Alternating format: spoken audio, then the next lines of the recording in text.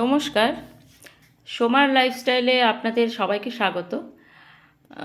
আজকে আমার বাড়িতে আমার ননদ আসছে, আমার হাজব্যান্ডের বোন, মামাতো বোন, আর তার একটি ছোট্ট মেয়ে আছে, আহ, রিমি রিমি বেটা, যে খুব ভালোবাসে, মামি মামি করে একদম আসার জন্য ছটফট করছে। তো সে খুব চিকেন খেতে খুব ভালোবাসে, ও এলেই আমি চিকেন বানাই। সাধারণত আমার বাড়িতে অতটা চিকেন হয় না, তো সেই জন্য আমি চিকেন আজকে ভাবলাম কি বানাই, তো চিকেন পকোড়া বানাই। এটা একটা পরিচিত জিনিস, সবাই অনেক ভালো করে সবাই অনেক নানা রকমের বানায়।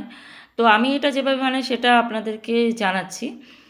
তো ছোট ছোট পিস করা চিকেন আমি আনিয়েছিলাম, তার মধ্যে পেঁয়াজ কুচি, আদা রসুন বাটা, তারপরে লঙ্কা কুচি, বেশি লঙ্কা দিইনি যেহেতু বাচ্চা খাবে, আর 1 চামচ কাশ্মীরি লাল মির্চ দিয়েছিলাম, 1 চামচ নুন দিয়েছিলাম, এবং 1 চামচ হলুদ দিয়ে, নুন 1 চামচ হলুদ, এইসব দিয়ে আমি এটা, আর একটু কাগজি লেবু দিয়েছিলাম, অর্ধেক কাগজি লেবু দিয়ে এটা আমি ম্যারিনেট করে রেখেছিলাম। ম্যারিনেট করে মানে এরপর আমি খাবার সোডা দিয়েছিলাম, খাবার সোডা এবং কর্নফ্লাওয়ার দিয়েছিলাম, কর্নফ্লাওয়ার পাউডার আমি 3 চামচ দিয়েছিলাম।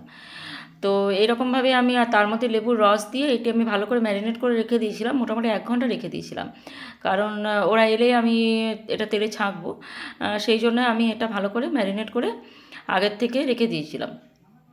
এটা সবাই ভিনিগার দিয়েও অনেকে ম্যারিনেট করে, কিন্তু আমার কাছে ভিনিগার ছিল না, তাই আমি একটু কাগজি লেবু দিয়ে সেটা ভালো করে ম্যারিনেট করে 1 ঘন্টার মতন রেখে দিয়েছিলাম। আর তার মধ্যে একটা ডিম দিয়েছিলাম আমি, কারণ ডিম দিলে সেটা আরও বেশি মুচমুচে হয়, খেতে ভালো লাগে, টেস্টটাও ভালো হয়। তো সব চিকেনকে আমি ভালো করে মেখে ম্যারিনেট করে রেখে দিয়েছি। কারণ ওই পুচকিটা এলে সঙ্গে সঙ্গে যদি বলা হয় যে চিকেন এনেছি, তাহলে ও তো একদম চিকেনের জন্য একদম চটপট চটপট করে। সেই জন্য আমি এটা দেখুন ভালো করে ম্যারিনেট করে রেখেছি। আপনারা তো কে কেমনভাবে বানান আমাকে জানাবেন, অবশ্যই জানাবেন। আমি তো এরকমভাবে সিম্পল প্রসেসেই বানাই। তো আজ আমি এভাবেই বানিয়েছি, যেভাবে বানিয়েছি আপনাদেরকে সেভাবেই দেখাচ্ছি।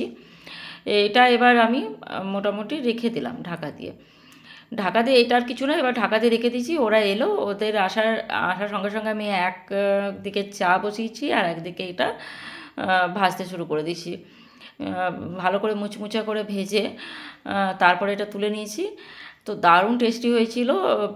রিমি সোনার তো খুব পছন্দ হয়েছে, মানে প্রচুর প্রচুর খেয়ে নিয়েছে। তো আপনারাও বানান, ভালো লাগবে।